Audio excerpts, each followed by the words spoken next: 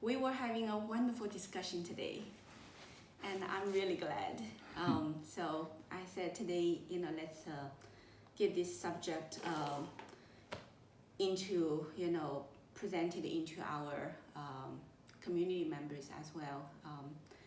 We're at Sacred Virtual Institute of Moral Classroom, and today Mr. Shim and I started to talk about a very important subject. Mm-hmm.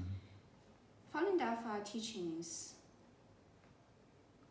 has some very profound truths, but Mr. Shim is helping me, to understand that different spiritual schools have different ways of understanding truths, and sometimes without communication, we think that we disagree with each other.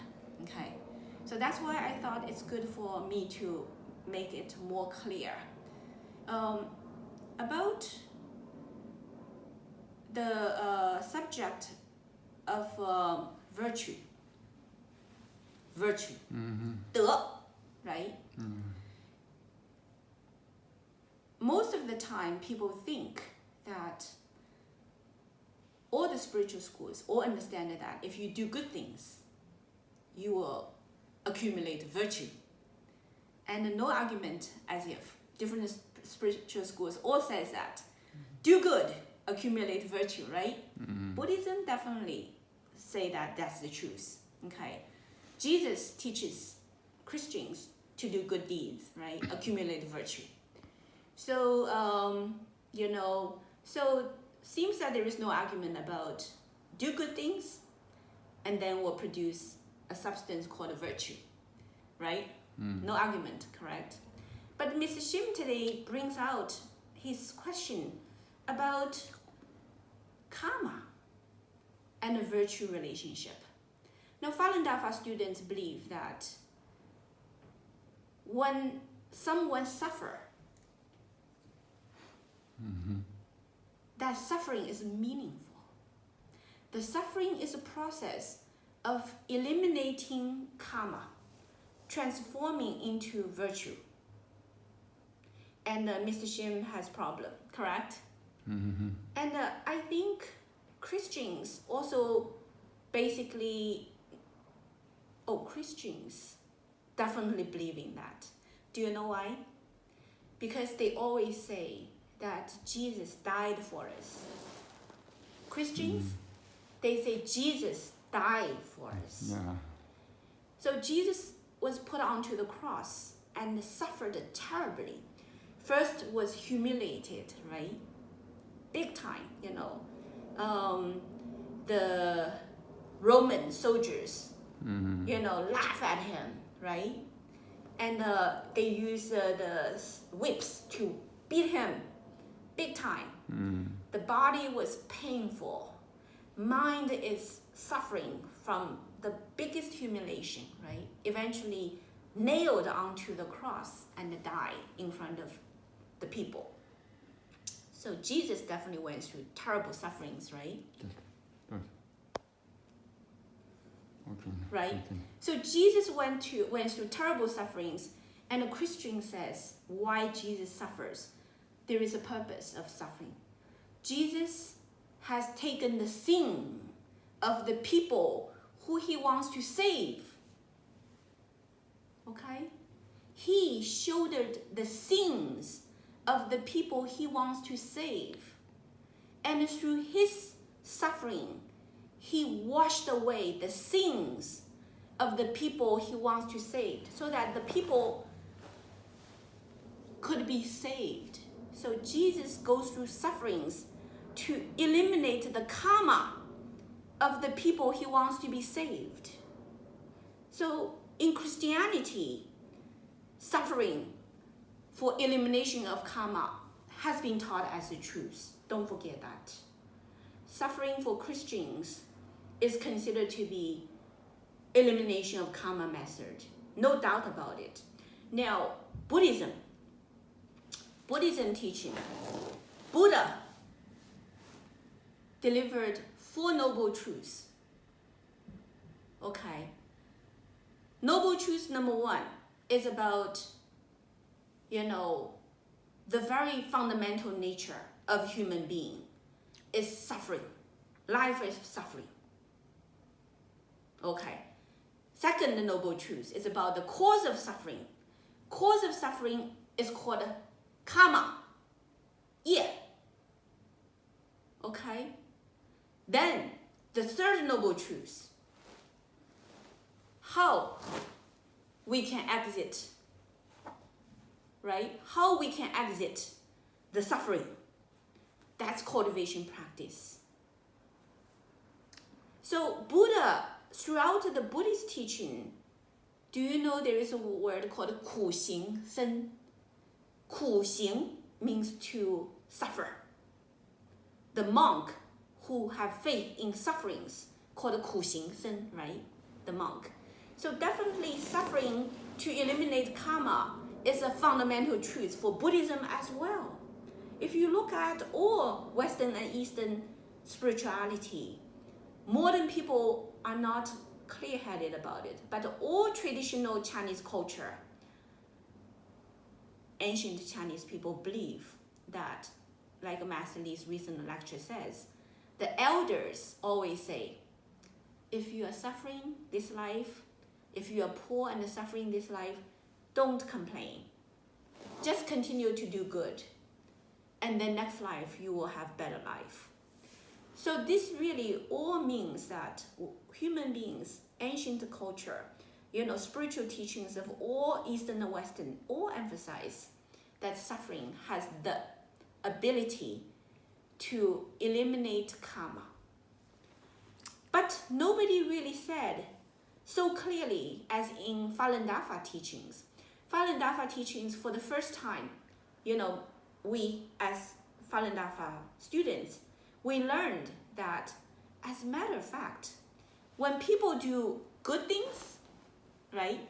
When people do kind deeds, immediately a substance is created. That's called virtue. Master Li says, it is actually a substance of white color. It exists in other dimension. It is measured by the law of the universe. When you do good things, what means good? Conforming to the law of the universe. Okay. When you do things according to the law of the universe, that's called you are doing good things. Then a white substance will be accumulated in other dimension of our body. It's called virtue. When you do bad things, right? Bad things means going against the law of the universe. Then you will have a substance, black. It's called karma. Yeah. So the white substance is called the black substance is called yeah. And human beings do anything in the human world. Use your hand, use your leg, use your mouth, right? Use your body. Anything you do are recorded by the universe. If it's follow the universe law, white substance. If it's against the universe law, black substance. White substance called black substance called yeah. It automatically is recorded in our body, in other dimension. Now, when you suffer, what means suffer? Physical pain. Some people mistreat you, berate you, hit you, humiliate you, steal things away from you, right? All those are sufferings, bad luck. And so those are the sufferings. Whenever a person is suffering, people with celestial eye open, they can see that black substance in your body is being eliminated and transformed into white substance. That truly happens. So whenever human beings do, going through sickness, Mr. Shem asked me, if you have the ability to treat disease, treat it. Why? Because you're doing a good deed. So if you're doing good deed, you will accumulate virtue, right? Do kind things, you accumulate virtue. So regular people all think that treating disease is doing a good thing. In lecture 1, Master Li says, as a matter of fact, all the attempts to treat diseases, really, they are not treating diseases, because the disease is rooted in karma. All the doctors, doesn't matter Western doctor or Eastern doctor, they treat disease, right? Go to hospital, go to clinic, acupuncture, Western medicine, surgery, right? All those, as if they are treating disease. It's doing good deed, right? Yeah. According to human world law, it is doing good deed for the professional doctors to treat disease. But from spiritual perspective, nobody has really succeeded in treating any diseases. Why? Because the disease actually is rooted in karma. So medicine cannot touch karma at all. What all the treatment of diseases is to suppress the symptom. Oh, I have a headache, aspirin. Oh, treat it. Good, I'm no longer having headache, right? But the cause of the headache is not treated by aspirin. Do you know what I mean? Oh, that person has a tumor. Go to surgery, cut the tumor out, right? As if it's treated. But from the spiritual perspective, that tumor is not treated. Only the superficial cells were taken away, but the root cause of the cancer is not treated, okay? To treat the human diseases, you have to eliminate the karma. As long as the karma is in your body, you are not treating diseases, okay? But why people are not randomly taking the karma away? Because it concerns the law of the universe. If you commit wrong, that's the cause. You're gonna suffer the result, 因果. So nobody can violate that law. That's why all the doctors treating diseases, they are not violating that law. They are only postponing the deaths. A person committed a crime, created a karma, had a tumor. The doctors are not cleaning up the karma. They just basically treating symptoms, postponing that person's deaths to later time, okay? So that's why, treating diseases in the human world is considered to be doing good deed. But usually people go get treated, they need to pay money, correct? Paying money, if you don't have money to pay for a doctor, you don't get treated, right? When you don't get treated, what do? You suffer, right? So that's what it is going on. So in this human world, no loss, no gain. Cause and effect. Nobody can run out of it. Now, if I'm a cultivator, if I have the ability to eliminate the karma, I will not do it. Because karma is for that person to be used through suffering to change into virtue. It's a matter that's for that person, it's useful. I'm not going to take away from that person the karma. However, why then spiritual teachers can help the students not to suffer from cancer? A lot of Falun Dafa practitioners had cancer, all kinds of diseases, right? Cannot be cured. Why Master Li help the students to all recovered? Why Master Li can do that, right? You will say. Why you cannot do it? Why your teacher can do it? That is because Master Li is doing that for the student to be able to cultivate. Okay, now the fundamental purpose of being a human is to cultivate. So when the person wants to cultivate, then the teacher can help the student to cultivate. If the student has a lot of sickness in the body, a lot of karma, the body cannot produce energy, cultivation energy. So that's why the teacher need to purify the student's body. So that's not called treating disease. The teacher purifies the student's body to prepare the student's body to elevate and transform into a divine being. Now, why then the student's deaths? Why the student's deaths no longer need to be paid? Why other people who had deaths need to, if they kill someone, they need to be killed, right? If they treat their parents not with filial piety, then next life they will be suffering from the children treating them terribly, right? So why cultivators are so special? Why people who commit to follow a master and to cultivate, to elevate, can be treated specially, and their karma can be taken away, diseases can be taken away, right? Unconditionally. Master Li explained in the book of Zhuan Fa Lun. This is because cultivators are most precious, because they want to cultivate. They want to return to their original true self. Then why that's the case? Master Li said this is because human life was not born in the human world. Human spirit was born in the universe. And originally the human spirit, when they were born in the universe, they conform to the character of the universe. They are kind. When the human life initially created in the universe, they are kind. They conform to the law of the universe called 真善人, truthfulness, compassion, forbearance.